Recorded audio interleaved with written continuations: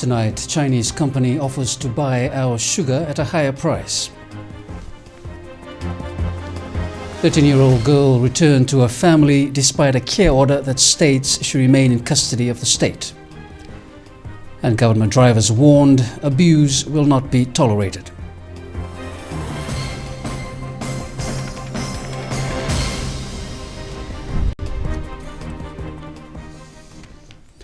Very good evening. A Chinese sugar producing company has offered to purchase raw sugar from Fiji at $800 a ton. This is $200 more than what the European Union currently pays. Our West team with a story. For the Sugar Ministry and its stakeholders, the meeting with a visiting Chinese investor and the China Development Bank officials has been a godsend. They've come up with very positive solutions to our own, problems of trying to market our sugar across. We've been faced with a lot of difficulties in the past, and there's been a lot of challenges. Apart from committing to assist in the building of a proposed sugar refinery mill in Lambasa, purchasing 100,000 tons of sugar for the first year at $800 per ton, and then 300,000 tons of sugar from next year at the same price for the next 10 years, is practically music to the industry's ears. Today, this very powerful delegation from China have come today, and they are very genuine and very committed. They say they are going to purchase our sugar at a much, indications are that it's going to be a better price. Colonel Vaningi says they hope to put pen to paper following the team's visit to the Prime Minister and Minister for Sugar, Warenge Marama, in the coming week. Soon after the meeting with the Prime Minister, we'll look at the pros and cons. We'll discuss the technical areas involved, and we'll discuss the administration, all included. Then probably in the final, in the end of the line, then that an agreement will have to be concluded with. The successful talks comes at a time where Fiji is bending backwards, trying to weave its way through the tough EU negotiating terms in as far as the sugar quota expiry date in 2017. Well, you see, the quota is almost expired, and the government has made a decision already that we are to tap in the other markets. This is exactly what happened today. They've come and they've given us a positive indication that while the rest of the sugar producing world takes progressive steps to prop their product on the international trading platform, the securing of a potential investor like this may just be the antidote to the ailing woes of the past. Madim Bulletin, Fiji One News. But Fiji will continue trading with the European Union until its quota ends in 2017. This is the word from Permanent Secretary for Sugar, Colonel Manasa Vanegi, following a meeting with representatives from the Hang Seng Sugar Company. Colonel Vanegi says surplus sugar will be sold to the new investor once they seal a deal with the Chinese government. Fiji is currently committed to providing over 200,000 tons of sugar to Tate & Lyle of the United Kingdom. Vanegi says with the EU pressuring small island producing nations to end the sugar quota in 2017, drastic measures must be taken to ensure the industry survives. We have been forced to look for alternative market because the price is going to be, the preferential quota being granted to the countries, and we, because of our distance, we seem to have been forgotten. He says the onus will also be on industry stakeholders to ensure increased cane production and yield. We have been serious about setting up this new refinery project in Lambasa for the very simple reason that we have to be competitive with our own product here, and that means getting extra 30,000 refined sugar. Last week we aired a story about a 14-year-old girl who did not have anywhere to go after she was taken out of a home.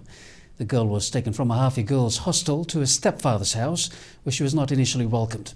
The family today produced a court order stating the girl is supposed to remain in the custody of the state until she turns 17. Having not had a house to call a permanent home, a 13-year-old child is faced with a dilemma. The family now trying to ascertain why she was taken out of the hostel in the first place. I want to teach them a lesson what they breaching the court order which they taken in 2012. A care order obtained states the girl be placed in the hands of the Ministry of Social Welfare until she turns 17. According to the ministry, the family is quite capable of looking after the girl. Well, I got not much space in the house to keep her for long, because every time visitors going around and all, I don't have that much room to keep her. I can keep her for time being. If I get a better house, I can keep for forever. Yeah, the mom's view says that she want to keep it, but we got no space, that's it. The Department of Social Welfare in the meantime is trying to meet with the family, adding the child's welfare is their priority. It's a bit sad when you read into it, because it's a story of how families, when disrupted or when the family is in conflict, it affects the lives of the children. But if the situation needs us to take them into our care, then we will do so. But it's always in attention, always in our intention that the child should go back to the family. The ministry says it will take responsibility of children whose families don't accept them back. The state went in to do what was right, to provide a temporary care order, for the child, and it was only for a limited time. And upon the time, the child was to be returned to the family. Reviver for Fiji One News. We rarely talk about what happens to children who are not immediately accepted by their families when they are taken out of state care. But that recent incident has triggered the ministry concerned to address the issue.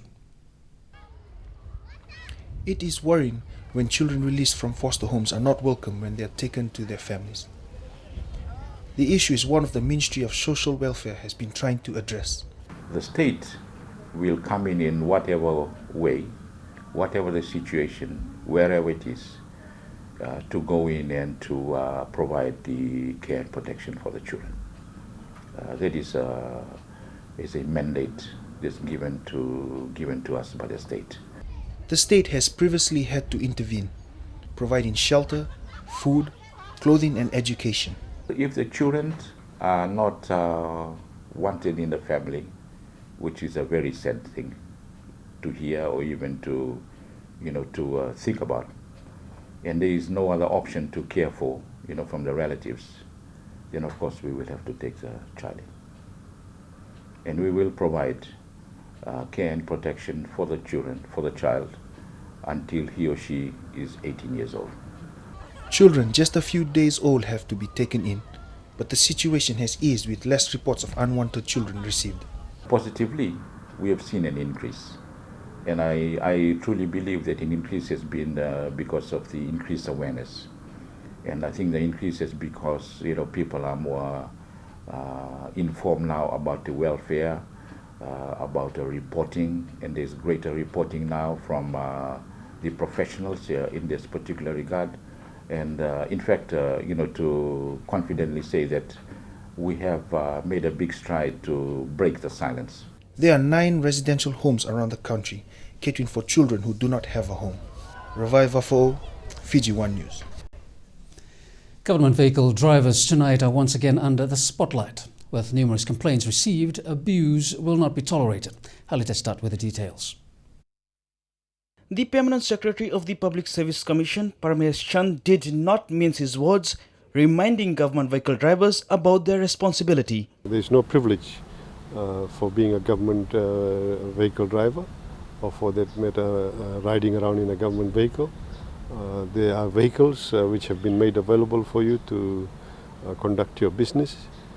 It is not in any way meant for you to show off or for that matter break rules. Various complaints have been leveled against drivers, but the Public Service says it will not condone abuse. Anybody who is found abusing a government vehicle or using it without prior approval after hours or for that matter seen in driving in a manner which is not right, their vehicle gets confiscated and it will be held under confiscation until such time an explanation is provided. There's no two ways about it. There have been even instances where some drivers have lost their jobs. However, complaints have significantly decreased. We have proper permits where if anybody is to drive afterwards, because obviously there are certain types of government vehicles or certain types of work which require after hours work. And that is permitted provided there is proper permits carried. So there is a lot of improvements in this. There has been reduction in mileage, reduction in fuel costs in certain areas, and there is reduction in cases of accidents, and there is also reduction in number of complaints we receive. Chan says all civil servants must ensure that government assets are utilized properly and efficiently. Halith Ishtat, Fiji One News. The Consumer Council has questioned a notice issued by the LTA which requires vehicle owners to produce water and electricity bills for the renewal of licenses. The council states that LTA is only making things difficult for everyone. We've got the voter registration card now. It carries detailed information. Why can't consumers use that? The council says the notice does not clearly state what happens to a family where more than one member owns a vehicle. Then LTA can request consumers to come forward with either the electricity or water bill. But the way they have put out a public notice, it's more like if you're not going to come up with both water or electricity bill, your license will not be renewed. And efforts to obtain a comment from the LTA proved futile. Ahead in the news, Ministry distributes first-term grants and police again warn families and friends not to harbour wanted men.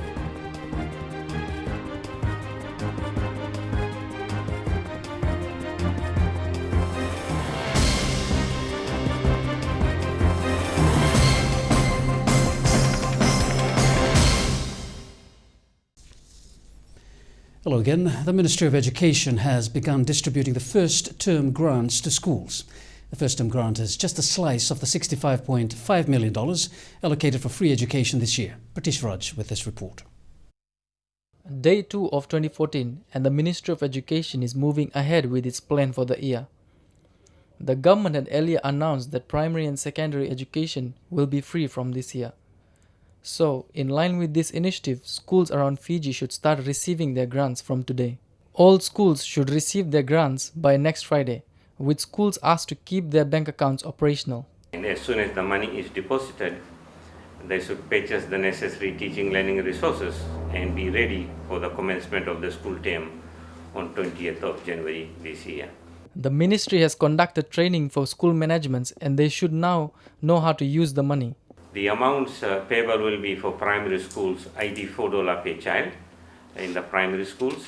In the secondary schools, it is $147 per child for forms 3 and 4, $162 per child for forms 5 and 6, and $204 per child for form 7.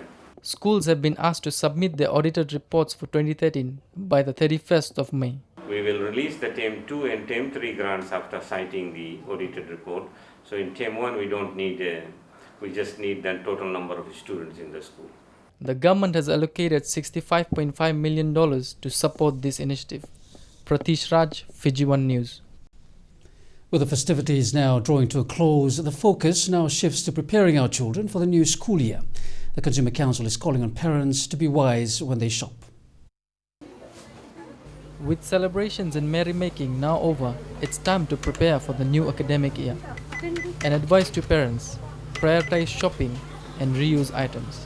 They need to think hard in terms of how much money they have and how they can spend that money, and prioritize some of the things they got to buy immediately. With the price of books and other stationery not under price control, parents are advised to compare prices. These items are not under price control, and each and every item cannot be put under price control, and it is for this reason the prices will differ, and A parent can be a smart shopper. If they do comparison shopping, then they'll be able to save some money. Meanwhile, the Ministry of Education is asking parents and students to start preparing for school. Students come in on 21st. My expectation is that parents will now be working on patches of school uniform, bags, shoes. They must look around and choose wisely and correctly. They should also encourage children to start looking at the subject and books that they will be doing this year, and start studying so that they get into the school mood. Teachers are asked to report to their respective schools on time so classes can begin without any disruptions. Pratish Raj, Fiji One News. The search for Eliki Suka, the man allegedly involved in a fire which resulted in the death of his wife, continues.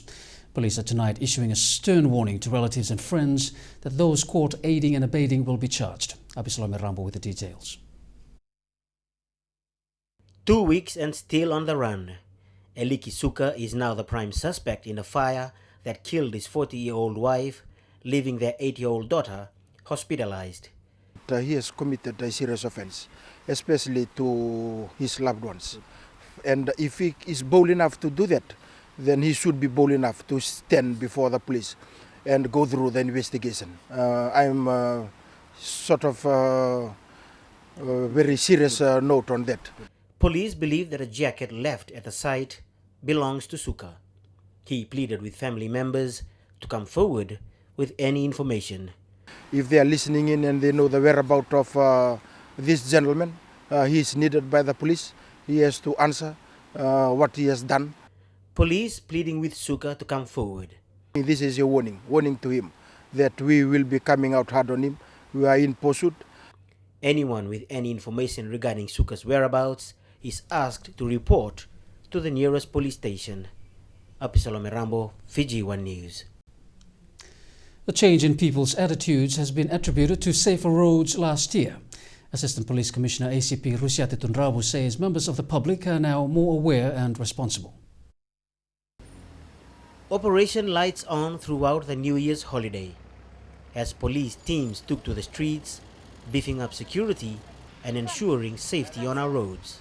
Well, we managed to maintain the 41 target of 2012 and 2013 again, so there was no increase in road fatalities.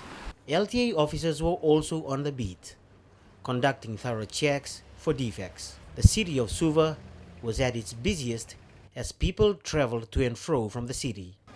And of course, the usual routine for drivers.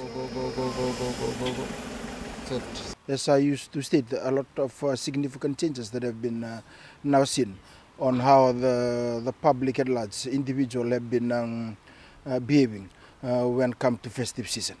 Drivers were also reminded to regularly have their vehicles checked. It also like a dream of the police forces for us to enjoy at any time, anywhere.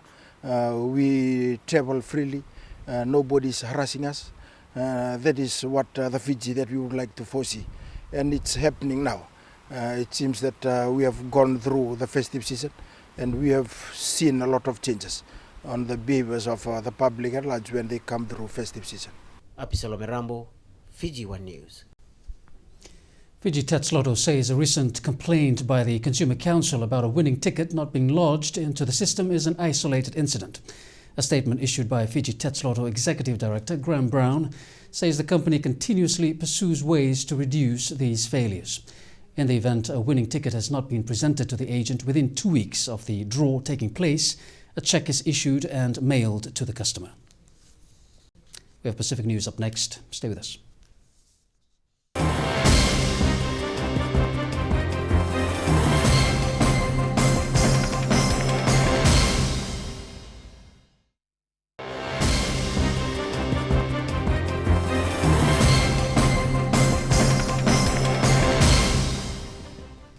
According to a report, hundreds of millions of dollars are being hidden in the Cook Islands beyond the reach of authorities, angry wives and litigants in civil lawsuits. It includes millions held in a trust controlled by Texas Ponzi scheme fraudster and failed cricket financier R. Ellen Stanford, now serving a 110-year jail term. Trust schemes in the Cooks have proven beyond the reach of authorities around the world. The tiny country has just 14,000 people in the islands and 58,000 expatriates in New Zealand. In Paradise of Untouchable Assets, the Washington-based ICIG, or International Consortium of Investigative Journalists, says it has a cache of documents revealing the owners of about 700 Cook Islands trusts. ICIG senior writer Leslie Wayne said that as they examined the documents, it was clear hundreds of wealthy people had stashed their money in the Cook Islands. She described the place as a global pioneer in offshore asset protection trusts, with laws devised to protect foreigners' assets from legal claims in their home countries.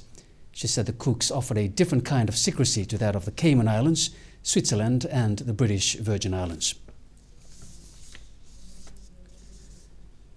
And remember, you can view tonight's Fiji One News Bulletin on our website at www.fijione.tv. You can also watch previous news bulletins as well as our current affairs, business and sports shows.